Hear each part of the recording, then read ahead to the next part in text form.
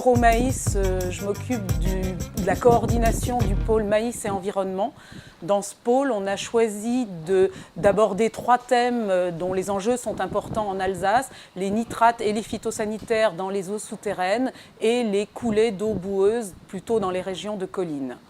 Sur chacun de ces thèmes, on a choisi de montrer d'abord les enjeux, pourquoi et en quoi la problématique qu'on traite est importante, quel est l'état des lieux, quelles sont les parts de responsabilité des différents acteurs de la société dans cet état des lieux, aussi rapidement hors agriculture, ce qui s'est fait et ce qui se fait encore pour prendre en compte la problématique. Et puis évidemment, on s'est tourné plus particulièrement vers les solutions agricoles, les techniques que les agriculteurs mettent en œuvre pour prendre en charge leur part de responsabilité dans les contaminations qu'on a mises en évidence par ailleurs. Il y a des constats qui sont faits en ce qui concerne les nitrates depuis les années 80, qui ont montré dans ces années 80-90 une augmentation relativement inquiétante de la teneur en nitrates des eaux souterraines, certaines zones étant au-delà de la norme européenne de 50 mg par litre. Depuis, on assiste à une stabilisation des teneurs, mais un niveau qui est au-dessus de la valeur guide de 25 mg par litre, donc qui reste préoccupant. Des actions ont été mises en œuvre par la profession agricole. Du côté des éleveurs, il y a eu tout ce qui concerne la mise aux normes des bâtiments, qui a été largement aidé par l'État, les collectivités locales, mais qui a été mené aussi par la profession agricole, qui a permis aux agriculteurs de s'équiper, de modifier leurs bâtiments pour mieux collecter les déjections animales, mieux les stocker et du coup les épandre dans de bonnes conditions et pouvoir mieux les valoriser.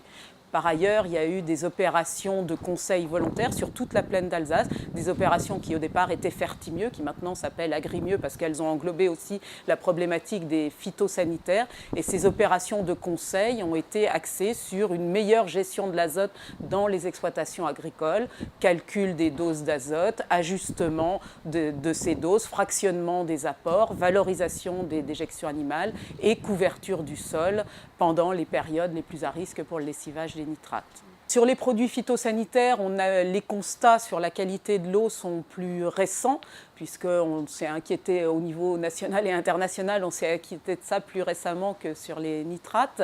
Le constat s'est d'abord focalisé dans les années 90 sur une substance qui était beaucoup utilisée à l'époque, qui était l'atrazine. Et quand on a fait les mesures, on s'est aperçu on la retrouvait de façon assez généralisée dans la nappe d'Alsace. Depuis, cette substance est interdite. Elle a été interdite dans les usages non agricoles, je crois dans les années 90 ou 95, et en agriculture, elle est interdite depuis 2003. On s'est attaché aussi à ces contaminations par les phytosanitaires sur 2 aspects. D'une part, tout ce qui concerne plutôt les pollutions ponctuelles qui sont à gérer principalement au travers d'équipements et de précautions d'emploi des produits phytosanitaires, mais aussi du côté des pollutions diffuses, c'est-à-dire au travers des parcelles qui, elles, sont plutôt à raisonner du côté du bon emploi et éventuellement de la réduction d'utilisation des produits phytosanitaires. Sur le thème de l'érosion, on a choisi de parler d'abord des enjeux, pourquoi c'est devenu une question importante et pourquoi il est important de s'en préoccuper, en montrant d'une part un état des lieux des zones les plus à risque en Alsace du risque d'érosion, et puis en argumentant sur le fait que dans ce domaine-là en particulier, le préventif coûte moins cher que le curatif.